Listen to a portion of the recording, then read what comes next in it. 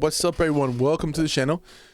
Again, I would like to thank every single one of you that have subscribed and does follow me and ask questions, leaves comments.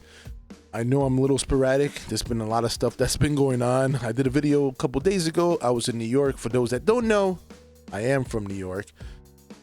I'm in Jersey now. Born and raised in New York, Bronx, New York. And that's where I was at the video. My sister and my son was there. And yeah, it was a nice time. I try to go there at least once or twice, or not twice a week, or every other 2 weeks. I actually got a comment from that video. And it was from James. And I got actually another one from Monica Davis. So the first one from James is that y'all eat fast food, gas station food on road trips, or would that make a sin, or would that be a sin for someone like me to do? And no, it wouldn't be a sin, but I don't do it. I just not a big fan of gas station food. I mean, a lot of the gas station food is fast food. Don't get me wrong. Occasionally, I will have fast food, and my more go-to fast food is like Chinese takeout. Really, that's my little cheat day food that I used to eat when I was heavy into all that. But yeah, I don't eat it, and it's not because I think I'm just not a big fan of that stuff.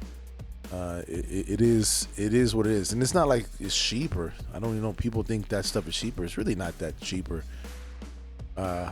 It's quicker, yeah, but it's not really much cheaper. You can get way better food for cheaper in many cases. It might take you a little bit longer. You might have to do a little work for it, and I mean, you might have to cook some of it, or whatever.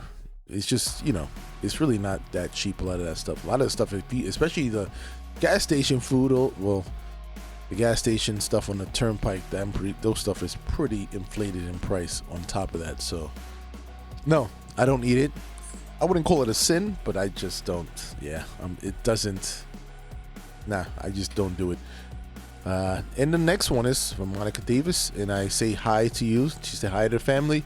Thank you very much. Yeah, that is where I'm at. I have a couple. We'll have a couple of other comments that I just have not been able to respond, and it's my fault. It's like I usually am pretty good, I think, but in the last 3.5 weeks, I think it's just been bananas. I barely made videos. I barely done anything. It's just been the transitioning from closing my little baby to, and then transitioning to another restaurant, which is this is a monster. This is a huge monster that has huge, things to fix, like, any restaurant has. But there is one thing that this restaurant doesn't has that my restaurant didn't have, and it's a better location. And a lot of the problems are stuff that we can definitely attack to fix, to gain more or new customers, or get people to come back. There's definitely ways to do that, especially this place used to be rocking and rolling. So it's one of those things to get customers back.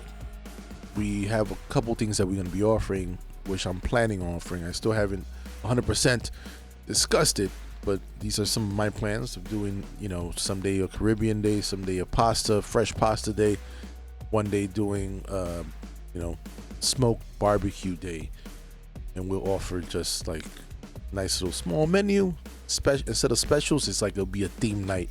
That's just one of my ideas. We have a couple of little ideas here and there. There's also just a specials night. There's also there's a bunch of things that we can do. This liquor here. So my restaurant was a BYOB. So there's things that we can pair off specials with liquor. It's just a lot. I want to say easier. It's never easy, but it's just more options. That's the one. Just more options. So with that being said, the transitioning to the new restaurant has been very challenging. It has. I think another mistake I made was just the way I transitioned over. I think I should have taken a little time for myself before I transitioned over. I basically closed the restaurant, took one day, went to see my family, and the next day, boom, opening the restaurant. Not opening, but starting to work on the other place. And it was a lot. It was a crazy week. There was a lot of stuff going on that week. We were shorthanded. It was a rough week to start, to begin with, and it's just, it is what it is. I got through it. This week already seems a lot, I wouldn't say easier. I'm grinding on little kids. But yeah, it is a little easier.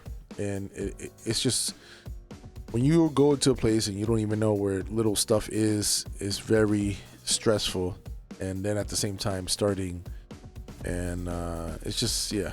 And you're the boss in the kitchen, and I don't even know where this is and that is. It's just, yeah, it is what it is. And I know every chef goes through it to a certain amount of, to a certain extent. So it's natural. And I know I'm going to go through it, but I think I probably just needed like a little, maybe a week to decompress, whatever. That's my mistake. I'm not blaming anybody. That's definitely my mistake. So with that being said, let's go into a current event situation that I actually did a video, which I thought was very well done, except when I tried to re-edit, and I did it like 3 times. For some reason, the not the audio, the visual was all jacked up. It was just like, it was like a robot. Like, you'll see me in frames. It was just messed up. I couldn't get it. But what about that whole thing in New York that happened to Kai Cenat, whatever his name is, the Twitch influencer, which I hate this whole thing with the influencers. Look, by now, I would show you the video, but I'm afraid it might just be all choppy. But for those that don't know, if you just look up what the whole riot that happened in New York a couple days ago, I think it might have been Sunday or so, this Twitch streamer says he's going to give away free PlayStations in New York City and basically cause riots in the city. And now he might be in jail for a year, which I think, look, I don't wish bad on anybody, but how stupid can you be all around? I mean, I'm talking about there was a bunch of teenagers, because for those that don't know, most of these influencers that are like that, their target market, the audience is like a bunch of teenage kids or kids like just early 20s. Yeah, they're not too bright. I was at that age. Everybody's been through that age or is gonna get around that age. Most people are just not that bright at that age. They haven't experienced enough. They do stupid shit. I did stupid stuff, so I'm not talking about dumb in general. I'm talking about just human race in general. At that age, it's just not. And I don't mean there are very smart people, very bright people at that age, but even some of the brightest don't even have the most common sense. So this person, this influencer, has no excuse. He has marketing teams. Yes, he came in there with security.